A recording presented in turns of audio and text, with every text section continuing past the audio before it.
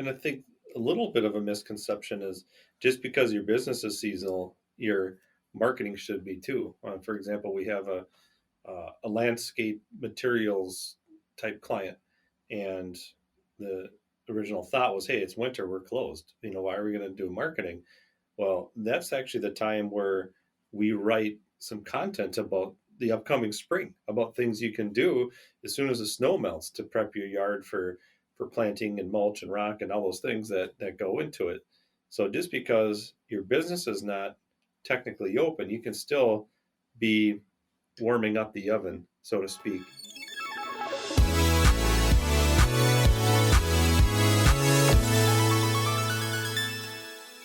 Welcome back to the Hoist Hangout.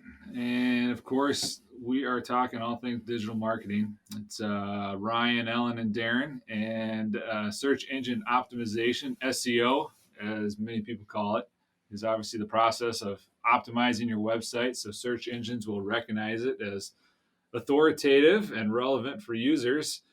And today we're going to try to break down the three most common SEO questions. And we're going to limit it to three. This list could be exorbitantly long, but we're gonna stick to three.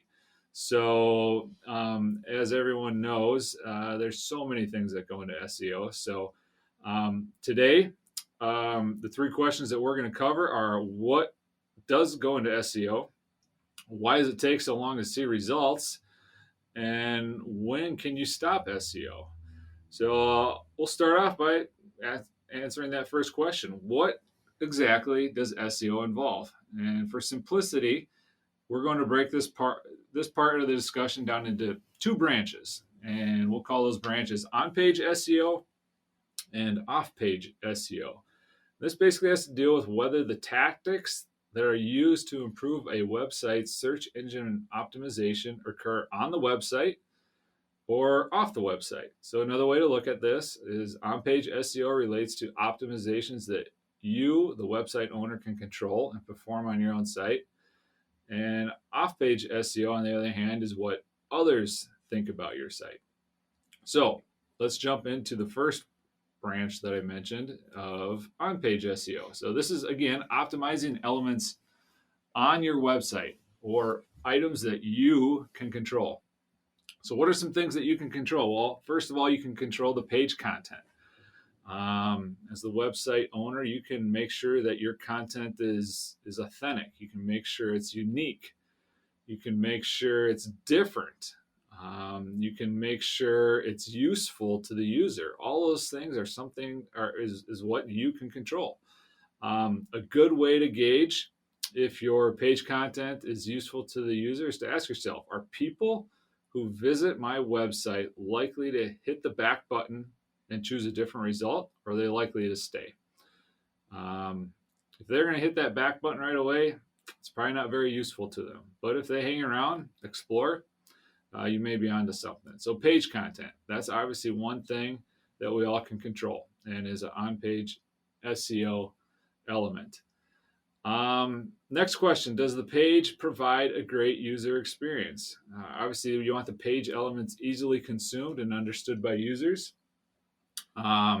Is the design of the page aesthetically polished? Is it pleasing? Is it high quality? Is everything jammed together? Or is it, can the user navigate it easily? Does the page load quickly? Obviously, if a user clicks on your website in a search result and the page spins and spins and spins, they know there's millions more pages that they can hit the back button and go visit. And then the last thing here is the page browser and device responsive? Obviously, with so many people on different devices between their mobile devices, tablets, or desktop, if the page doesn't load properly on one of those devices, again, they will gladly and quickly hit that back button to go visit another result. Other on-page SEO elements. Is the page keyword targeted? So the question we're trying to answer here is, does the web page target a single searcher intent? So for example, if let's say you run a tree service company, you do not want a single web page that targets tree care and tree trimming and stump removal and lot clearing. That's way too much for one page. You probably want to break those up, one page for each, as opposed to putting them all on the same page. You want each web page to target a single searcher intent, and obviously that's something you can control. One other thing that you can control is if your website or your web pages are accessible to the web crawlers. Obviously, if Google or Bing or any other search engine can't crawl your web page, you'll never be listed. So, can search engines find your web page? Are there duplicate web pages? That's not good. So you want to avoid that. That's something you can control. Are there a bunch of redirects or a redirect chain from either different or older versions of your website? And then one big thing that goes into on-page SEO are the key page elements of title tag, meta descriptions, alt tags, and so on. Those are all items that you can control and all items that go into SEO. So for this part of the discussion, I'll probably end it right there because the on-page factors can go on and on and on. We can go into significant detail. But just those are some of the major items you want to keep in mind. So Darren, with the on-page factors, is there one that stands out as like this is the one that you should focus on, or is it more of a case of you really should be focusing on a multitude of them? If you had to pick one of those, I would definitely pick making sure your web content is useful to the user. Right? Mm-hmm. If it's unique, authentic, different, that's great. If it's useful, it's providing a value to the user. So that's definitely the priority when looking at on-page SEO, and that's the one thing that I would say is the most important. For sure. And if it's useful content, the other metrics will improve, right? So if they really find it useful, they're going to stay on the page longer. They're not going to hit that back button and find something else. The bounce rate's better, the time on page better, the scroll rate is better. So yeah, that I would agree with you on that. Exactly. All those elements that you just rattled off are obviously not part of our discussion because we can go on and on. But yeah, all those elements factor in, and all those elements play a critical role in determining what goes into SEO. So those are all the on-page. If we transition our discussion to off-page SEO factors, so these are actions taken off the website, which impact your rankings, right? So, and to improve search engine and user perception of a website's popularity, relevance, trustworthiness, and authority, this is accomplished by other reputable places on the internet, such as web pages, websites, even people that link to or promote your website and effectively vouch or vote for the quality of your content. So again, these are the off-page actions that go into SEO. So the big one that probably everyone will talk about is backlinks. It's been around forever, and it's gone through many evolutions over the years. So there are a couple types of backlinks. The first one is natural backlinks. So this is a backlink that is given without any action on the part of the page owner. So you could go create an awesome web page that is just the best thing ever, great for the user experience. It's different from anything else out there. And then someone could link to it without basically you even knowing, unless you're using special tools. So that's a natural backlink. Manually built backlinks, those are acquired through deliberate link building activities. So for example, you reach out to another website, webmaster, and you ask them to, hey, link to my website. That's a manually built backlink. The last type of backlink that we'll talk about today is self-created links. So these are created by practices such as adding a backlink in an online directory, forum, maybe a blog comment, email signature, a press release. Many of these self-created link building tactics are devalued by search engines, and they're also could be considered what we call black hat SEO. So of those three types, obviously earning links is important. It's important for the site's authority. It's important for search engines because search engines take that into account. But more importantly, search engines take into account the value, the domain authority, the relevance, and the reputability of any backlink. So a self-created link will probably have, you know, will not be very reputable, as opposed to a natural backlink, which could have great domain authority, high relevance, and of course, when search engines look at that, they may give it more. They will likely give it more value. Off-page SEO is also anything done outside of your website with the potential to affect search engine rankings.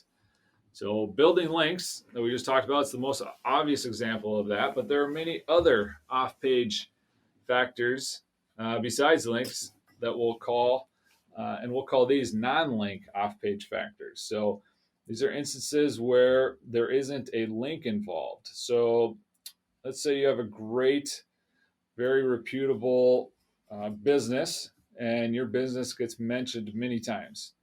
Those search engines can see those mentions. Now, ideally, most of the time they're linked. The brand mentions are linked, but Google can reference unlinked brand mentions, and it does so. And we know this because that's found in one of its patents that it references unlinked brand mentions. So if you're celebrating a milestone at your business and the local press covers it, and a couple of local newspapers or radio stations mention it, Google will pick up on that, whether it's linked or not. So that's an off-page element that goes into SEO. Another one is name, address, and phone number citations. It's commonly referred to as listings or citation management. This is all the places your business name, your business address, your business phone number is basically listed on the internet. So great examples are if you have a house account, a house listing, an Angie's List listing, Google My Business page, perhaps Yelp.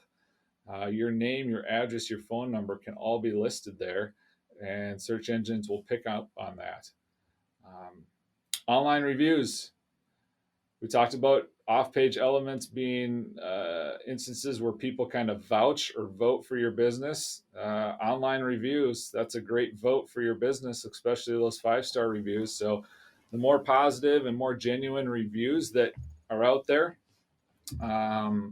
for your business, and sometimes these reviews can be on third-party websites, but the more positivity, the more high-quality reviews you have, the higher you'll likely rank. So that's an important signal. And then the last thing that I'll mention here is social signals. And there is a lot of debate if search engines pay attention to social signals. You know, one thing we do know is that they do, but social signals are probably not the most reliable ranking factor. And why do we say that? Well, quite frankly, you can buy social shares. You can go out and buy people to like your page and like your posts, and obviously Google knows that. So things that are easy to manipulate just aren't weighted as much in their algorithms. So, but the value that social shares does bring to SEO is it's an indirect impact on rankings. When people actually share your content via social networks, it leads to more eyeballs on your content. More eyeballs will lead to more links, lead to more mentions, and all those other off-page SEO factors that we know to have a direct effect on rankings. So I'm going to take a step back and look at off-page versus on-page. Off-page SEO definitely is harder. It's definitely harder to do than on-page, but many off-page factors aren't entirely under your control. But again, that's kind of the whole point. The harder something is to earn, the more reliable it is as a ranking factor. So that's a little bit about what goes into SEO. Ryan, Yeah. you want to talk? Do you want to answer the $1 million question of why SEO takes so long? Yeah, why SEO takes so long? Okay, we do get that one a lot, and imagine this: you go to the gym, and your main goal is to gain a bunch of muscle. After one workout, you come out and you're just ripped. You got muscles popping out left and right. We all know that'll never happen. It doesn't work. Why? Because the human body is very complex, and things don't just happen overnight sometimes. And for something um, that's a very important part of your body to grow like that, it needs time to grow. Search engine rankings are similar in that fashion, or they need time to grow in most cases. Now, why do they need this time to grow? Well, it is just like the human body. A website in Google's ranking factors are very complex. We just listened to Darren talk for almost 15 minutes about what goes into some, and he's just at the tip of the iceberg about what goes into uh, Google ranking factors. They're very, very complex. So if you think about it, if Google has to not only look at that web page, utilize all these ranking factors, but then look at all the other web pages out there in the universe, and then compare it, and then look for trends, it's just something that can't happen overnight. It takes a long time for Google to quote unquote learn that your site is the most reputable, knowledgeable source for the search term that's being entered in Google at that time. So, 9 times out of 10, especially for a business that's trying to target homeowners and they want SEO that will reach them, it takes a little bit of time for organic search results to work properly. Uh, the next $1 million question after that is, well, how long is it going to take? And being dead honest, we've seen results uh, take as quick as a week and as long as a year and a half to 2 years, if not longer, to finally catch on and really grow um, almost virally. So there, sadly, I don't have a specific time frame for how long does it take to see results because every piece of content's different, every website's different. So it going back to my original statement, it's highly complex. The web's not only a website, but the ranking factors and what Google considers before it determines if it's going to be position 1, position 10, second page, third page, etc. So it's a very complex thing. Hence, it does take some time. So if we had to put a time frame on a general piece of content that's out there, it also depends on what your goals are. If you want to rank right away organically for a very obscure long tail keyword, your chances of ranking quickly are much, much greater. Now, if you're trying to rank for a highly searched, more vague keyword on a piece of content, let's say, it would take some time for Google to consider all these ranking factors. And not only that, all these other websites that are competing against you and determine, hey, yours is going to be better. So we're going to plop you up at the top there. Uh, Long story short, it's complex. It depends what you're trying to rank for, but it's not instant. Google ads are instant. Uh, there are other advertising techniques that can be instant. Organic SEO and organic rankings is not instant. So if you're engaging in any sort of relationship with any marketing agency or you hire a marketing person yourself at your company and you're expecting to boost organic traffic uh, pretty rapidly, it's not going to happen. Uh, most likely. What's your take on a high popularity site? So, a site that just generates tons of traffic because it's very popular, Mm-hmm. reputable. Um, we comment, like a government site, education site, maybe a high powered news outlet. Do they stand a better chance ranking organically over Yeah. they may have an article about, um, you know, tree trimming, right? Mm-hmm. Versus, so compare that to a small business. Yeah. What do you think happens there? So between a high popular site versus a not as popular site. undoubtedly the more authoritative, more popular website will have a huge advantage over the newcomer that just hasn't earned that clout yet. Uh, we engaged, gosh, this was like probably 8 years ago with a client, and they actually said this SEO thing is kind of weird because we can just push anything out there and it just gets tons of traffic. And it's like we don't even try. And they were a very highly visible client with a very active audience, and they didn't have a lot of content. So if they did push something out, people were starving for it. And so they were known as a very highly regarded technical resource on a lot of things. So they could basically take a piece of content, push it out there, and it's going to start ranking for whatever terms they want it to rank for. Um, Now, why does that work? But then you start a new company and you want to, have a page out there and you want to rank on it, and it doesn't. Well, the company or the business that's already very established has some of those ranking factors that you discussed a few minutes ago: the authority, the clout. They have all the backlinks typically, and they're on page usually up to snuff, and a lot of other factors. And they have so much clout and so much weight already with Google that if they push something out, Google's going to say, I trust you. All right, we'll put you up there. But if you just started a new business and you're going to write a post about how much do my services cost, and you think it's going to rank right away, why would Google rank that first? It doesn't trust you, right?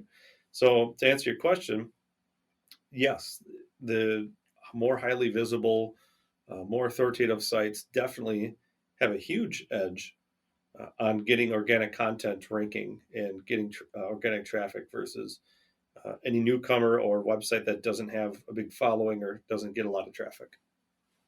That's an excellent question.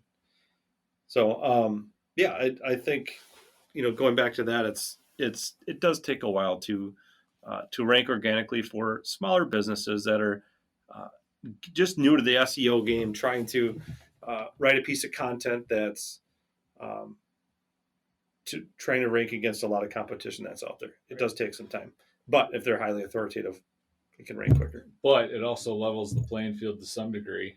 If a small business, small website is producing high quality content that's very authoritative, they can sometimes hang with the high volume, high popular sites. Yeah, Which is kind of great because I don't want to say it equals the playing field, but it gives them the opportunity to at least play. it does. It almost forces those smaller businesses and websites to truly have your game buttoned up, to truly make sure your page speed is up to snuff, your content is up to snuff, you're reaching your users, your everything is structured properly, that you are earning backlinks and you're keeping people on your website for a long time, and your mobile game is top notch. And if you do all those things really, really well, chances are those large companies are doing those things, but they're not doing them as well. And that's how you can get up and play with them. So we have another client years and years ago that is a small wood flooring client in St. Paul, and they started doing so well with their content. They were ranking for, I think it was just hardwood floors organically in the United States, which is an impossible term, but they started ranking for that. But they're not a big client, they're not some big newspaper or a school or anything like. They're just a small flooring company in St. Paul. They don't serve the nation even. They just serve St. Paul. So why did Google think this little company in St. Paul should be? We should serve their content through the United States. Well, a lot of the content that was on their site was for DIYs. It was very informative, and it wasn't written as a sales piece. It was written to truly help people that had floor problems. So, for example, she would have before and after pictures. She would show how you use certain floor sanding equipment and what products work, what ones don't, and all sorts of stuff. And it was extremely helpful, extremely useful. So you can be, to your point, a small company and do very well. But to my earlier point, they also had their their website was totally buttoned up, and the mobile game was great, and everything I mentioned before. They had it dialed in, and their organic traffic completely shot through the roof. Right. So that's Yeah. good. Um, yeah, I that's a good question to ask, and I think another question that we get asked sometimes is, can I start and stop my SEO campaigns? Is it okay to stop my SEO campaigns? When can I stop my SEO? Or should I stop my SEO?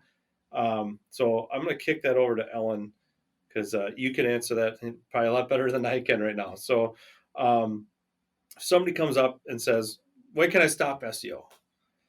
What would you say to them? Well, the short answer to that is never. As Ryan mentioned earlier, it can take anywhere from a few months to potentially a few years to see real results. So, I mean, once you've completed the major optimizations, you still have to maintain that. Especially if you've reached your optimal ranking, you still have to continuously work to maintain that ranking. If you were to stop SEO, it may take a while, but you'll eventually start to see your site rankings drop, and you won't be able to maintain that unless you keep it up. So, I mean, some people, uh, they'll start SEO, it'll be a few months, and they don't see any progress, and they think that it's not working, and obviously don't want to spend the money on doing that. But that's obviously not a good idea. We generally tell people it'll take anywhere from 4 to 6 months to, even begin seeing results. So, I mean, if you've already spent that time optimizing your website, just remember that it takes time, like we've been talking about. Um, What if what if a business owner feels that they have done everything they can when it comes to SEO? yeah, Is that a good reason to say, okay, I've checked all the boxes. Um, I'm gonna put it on pause for a little bit. well, so the thing with Google and working with any search engine is that they're constantly updating, either the algorithms or, what goes in, how they rank. SEO factors are constantly changing. And so there's always work that you have to do to keep up with that. Um, if you've done everything you can now, I can promise you that, in a few months or a year, there's going to be some stuff you're going to have to work on. So, Probably next week. yeah.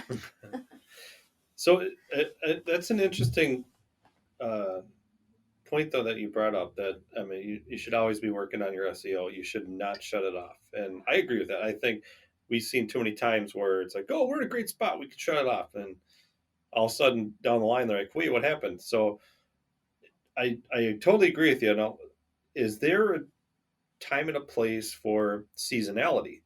So let's say you're just a snowplow company and that's all you do. So obviously your winter is your peak months, or something completely opposite. Is there a time and a place for a business to enhance their marketing efforts by season, or should SEO always be go full bore year round? Um, I think there's definitely, once you've kind of made those major optimizations or you've reached your ideal ranking, just performing site maintenance and just minimal SEO should probably be done year round, just so Mhm. that you don't drop in your site rankings or kind of lose that. But yeah, I mean, if you are a business with some sort of seasonality, it is probably a good idea to, start producing some more content and really kind of focus on SEO leading up to your busy season, just to make sure that you are on top of that. But no, I mean, it's not something that has to be super time consuming all of the time. And especially once you've kind of made those major changes, it's just something that should always be um, in your mind, always something that's being maintained. Mm-hmm. Um, yeah. And I think the a little bit of a misconception is, just because your business is seasonal, your marketing should be too. For example, we have a landscape materials type client, and the original thought was, hey, it's winter, we're closed. Why are we going to do marketing? Well, that's actually the time where we write some content about the upcoming spring, about things you can do as soon as the snow melts to prep your yard for planting and mulch and rock and all those things that go into it. So just because your business is not technically open, you can still be warming up the oven, so to speak. So when you do open up, you're going to hit the ground running. Yeah, and you also kind of mentioned earlier about a previous client that really produced some authentic content. And I mean, even if your business is seasonal, just producing content that's relevant and useful to your clients at all times of the year is important. That does help with marketing and branding and SEO, even though it isn't super salesy and doesn't have to align with the seasonality of your business. For sure. What do you think, Darren? I'm thinking back to when I played high school sports. You guys probably had a coach or someone who in your life said the same thing. It's the old adage: if you aren't moving forward, you're moving backwards. That's what the coach says. Mm-hmm. Your competition, they're practicing, they're getting better. So I don't know if it's a great correlation, but if you decide to take SEO off for 6 months,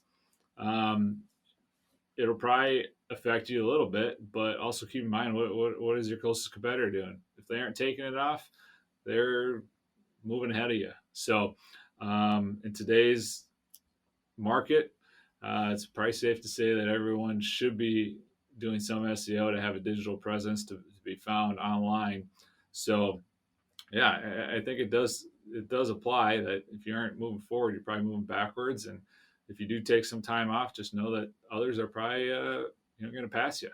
So that's just something to keep in mind if you are faced with the decision of, all right, I gotta stop SEO for whatever reason, but you gotta also weigh in the factors. So It's Good. It's funny looking now at sites that clearly haven't been optimized for a while. Like a while ago, it was a big thing to kind of keyword stuff, or make sure Mm-hmm. you had those ranking keywords on your pages, which really doesn't factor in at all anymore because Google's AI has gotten a lot better at interpreting what your content is about, but landing on those pages and clearly being able to tell that they haven't touched that in a while, and those pages aren't ranking well anymore, just because they haven't kept up with how Google ranks those factors anymore. And sometimes you can even look at a competitor's website and see when they're turning on and shutting off their marketing campaigns. You can see if they have a blog post every 3 weeks for 15 straight months, but then it's dead for the last year and a half. They tried it and then they stopped. Mm-hmm. That gives you a huge advantage where you can jump in and really move ahead while they're moving back. All right, so that's what we had for today. We're going to limit it to those 3 questions. Arguably very common SEO questions. Mm-hmm. So thanks for joining us, and we'll see you next time. Yeah, if you have any other questions you want us to answer, just email team@hoist.digital, and we'll be glad to include it on another podcast. Thanks, guys.